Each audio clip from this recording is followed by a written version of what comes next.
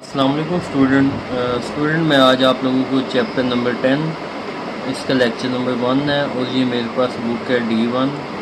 तो बेटे आप लोगों से मैंने ये कहना था कि अगर लेक्चर आप लोगों को पसंद आए तो कोशिश कीजिए करें कि इसको लाइक भी करें और इससे आगे अपने दूसरे फ्रेंड के साथ भी आप शेयर कीजिए करें। तो इसका सबसे पहले जो लेक्चर नंबर 1 में मैं इस चैप्टर का जो बेसिक है ना, बेसिक ज्योमेट्री क्या होती है। बेसिक ज्योमेट्री का मतलब यह है कि जो आप लोगों ने आगे चीज़ें यूज़ करनी है क्वेश्चन के अंदर, एक्सरसाइज में, सबसे पहले मैं आपको थोड़ी सी वो बताऊंगा। तो यहाँ पे सबसे पहले basic geometry concept and notation, तो ये मैंने इसका टॉपिक का नाम रखा है। तो सबसे पहले आप लोगों को पता होना चाहिए कि पॉइंट्स किसे कहते हैं।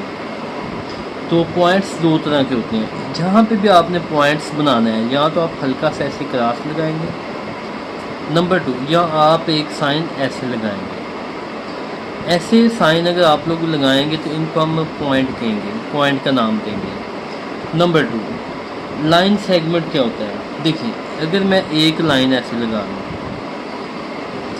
इसके एक पॉइंट का नाम ए का दे दूँ, दूसरे को बी का नाम दे दूँ, तो यहाँ पे मैं 2 पॉइंट ले लूँ, एक यहाँ पे और एक यहाँ पे, तो ये लाइन सेगमेंट है। लाइन सेगमेंट के बाद नंबर 3 पे मेरे पास है नाम जो लाइन का। तो इसको मैं लाइन अगर लगाऊं तो मैंने ऐसे ही सेम एक सिंपल सी लाइन लगा देनी है, और यहाँ पे इस लाइन के ऊपर मैं कहीं से भी पॉइंट ले लूँगा। लेकिन ये जो लाइन है ना, ये कंटिन्यूस जो है ना, ये आगे चल रही है, ये रुक नहीं रही। जैसे लाइन सेगमेंट में यहाँ से लेके यहाँ तक लाइन थी, लेकिन जो लाइन है ना, ये बेसिकली चल रही होती है। इसके ऊपर हमने कहीं पे 2 पॉइंट्स ले लेने होंगे। उसके बाद रेस का मतलब है कि आप लोगों ने ऐसे एक लाइन लगानी है और इस लाइन के आगे आप लोगों ने एरो लगा देना है, और इस जहाँ से स्टार्टिंग होती है इसको किसी भी पॉइंट का नाम दे दें, एच का दे दें, ए का दे दें, बी का दे दें, तो कोई भी नाम आप लोग दे सकते हैं। नेक्स्ट मेरे पास है प्लेन। प्लेन हमेशा ग्राफ के अंदर मैंने बताया था आप लोगों को कि प्लेन हमेशा ऐसी जो हमारे पास फिगर होती है जिसे हम ग्राफ कहते हैं, इसको प्लेन कहा जाता है। तो ये हमारे पास प्लेन होता है। कोलिनियर का मतलब क्या है कि अगर 2 लाइनें आपस में ऐसे कट करें और इस लाइन को आप नाम दे दें ए से बी और इसको नाम दें सी से डी, और ये दोनों लाइनें किसी एक पॉइंट से क्रॉस करके गुजरें, उस पॉइंट को मैक्स का नाम दे देते हैं। तो आपने ये याद रखना है कि 2 लाइनें जब आपस में कट होती हैं और वो किसी एक ही पॉइंट से गुजरें तो उनको कोलिनियर कहते हैं। लीनियर के बाद नेक्स्ट मेरे पास आ जाता है इंटरसेक्टिंग। इंटरसेक्टिंग भी सेम ही है कि जब 2 लाइनें आपस में ऐसे एक दूसरे को, सॉरी वो मैंने देखा नहीं है।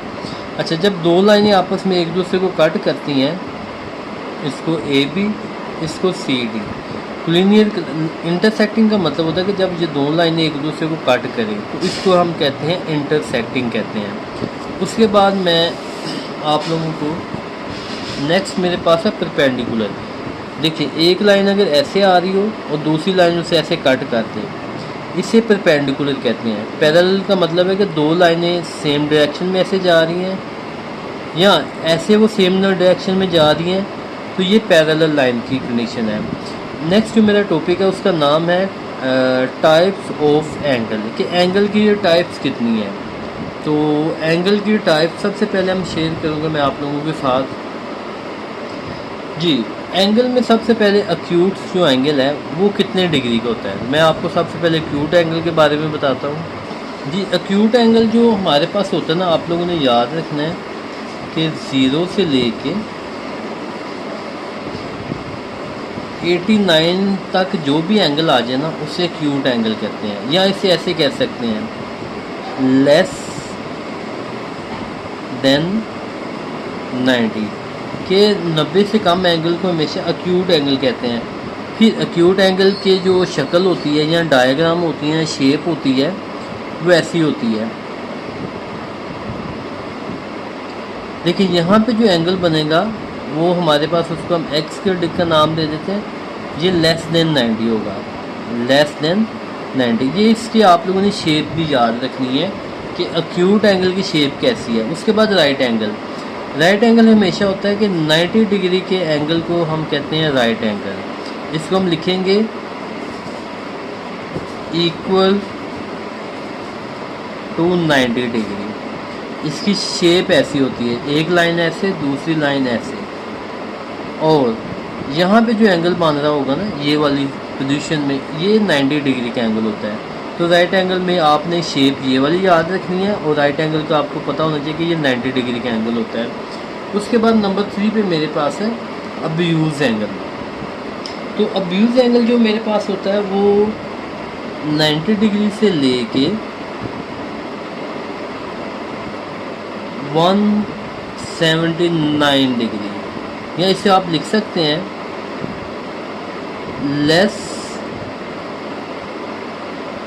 देन 180 के 180 से जो लेस एंगल होता है ना, 180 से लेस एंगल को कहते हैं अब्यूज़ एंगल। तो इसकी जो मेरे पास शेप होती है वो ऐसी होती है कि एक लाइन अगर मैं ऐसे लगा लूँ और दूसरी लाइन मेरे पास ऐसे मैं लगा लूँ, तो यहाँ पे जो एंगल बन रहा होगा उस एंगल को मैं एक्स का ही नाम दे देता हूँ, यहाँ पे भी एक्स का ही नाम दे देते हैं।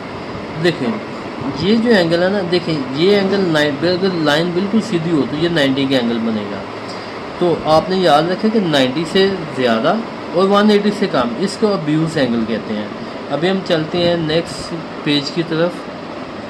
उसके बाद स्टूडेंट मेरे पास आता है स्ट्रेट लाइन एंगल।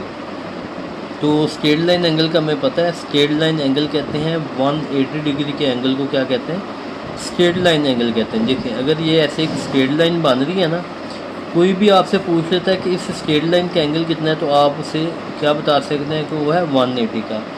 तो इसकी फिर शक्ल भी ऐसी होगी कि अगर सीधी लाइन बनी होगी, यहाँ पे जो भी एंगल बन रहा होगा मिड में, जिसे हम एक्स का नाम देते हैं, ये 180 ही होगा। उसके बाद है नेक्स्ट जो मेरे पास है रिफ्लेक्स एंगल। रिफ्लेक्स एंगल का मतलब है कि 180 से लेके 359 तक, मतलब कि 360 तक नहीं, आप लिख सकते हैं कि लेस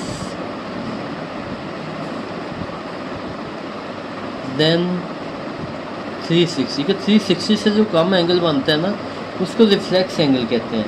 तो रिफ्लेक्स एंगल की जो हमारे पास डायग्राम होती है, शेप उसकी कैसी होती है, तो दो तरह की शेप है। यहाँ तो एक लाइन ऐसे और दूसरी लाइन ऐसे नीचे को अगर हम ले लें, तो यहाँ पे जो एंगल बन रहा होगा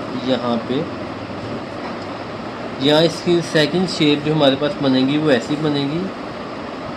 ये डायग्राम है, इसके बाहर जो एंगल ऐसे बनेगा ये रिफ्लेक्स एंगल होगा। आपने इनकी डायग्राम याद रखनी है, जो भी मैंने आप लोगों को बताई है ये क्वेश्चन के अंदर यूज़ करनी है। तो अभी हम चलते हैं अपनी एक्सरसाइज की तरफ।